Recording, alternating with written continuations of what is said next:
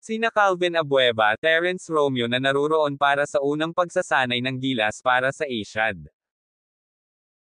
Yan ang pag-uusapan natin sa video na ito, kaya kung bago ka pa lang sa aking channel baka pwede ipakipindot subscribe button pati na notification bell para palagi ka updated sa mga susunod ko video. Salamat po.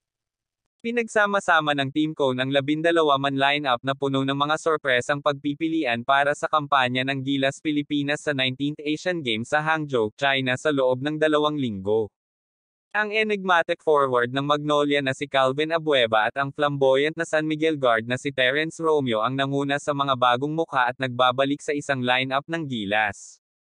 Kasama rin sa pool ang mga veterano ng World Cup na sina Junmar Fajardo, Jepet Aguilar, R.R. Pogoy at Scotty Thompson, naturalized players Justin Brownlee at Ange Coom, at mga miyembro ng World Cup pool na sina Chris Newsome at Calvin Aftana. Bukod kina Abueva at Romeo, ang iba pang mga bagong dagdag na nagpakita sa unang araw ng pagsasanay sa PhilSports Arena ay sina Jason Perkins at Moto Tuara. Yeah, this is our group. This is what we want to go with, ani Cone pagkatapos mag-practice sa PhilSports Arena nang tanungin kung ito na ba ang kanyang Final 12 na sasabak sa gyera sa China. Ito ang aming 12. Nasa practice din si Ginebra guard Stanley Pringle, ngunit ang status niya sa ngayon ay ang kahalili ng koponan, ang ika-13 tao ayon kay Cone. Siya ay isang kahalili kung may mangyari. Ipinaliwanag ni Team Cone ang paglipat upang itap si Terence Romeo para sa koponan ng Asian Games. We're really excited about Terence.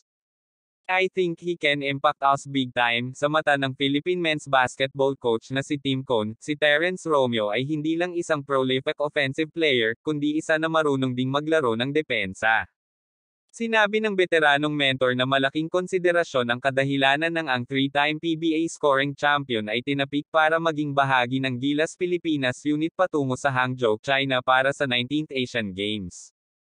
Tingnan ang versatility ni Calvin Abueva, energy key sa Gilas call-up, sabi ni Team Cone. Tingnan sina Calvin Abueva, Terence Romeo na naruroon para sa unang pagsasanay ng Gilas para sa Asiad. Si Romeo ay nagpakita sa pagsasanay noong Lunes sa PhilSports Arena habang sinimula ng pambansang koponan ang kanyang abalang 2 linggong pagsasanay bago umalis patungo sa Asiad noong ika-23 ng Setyembre.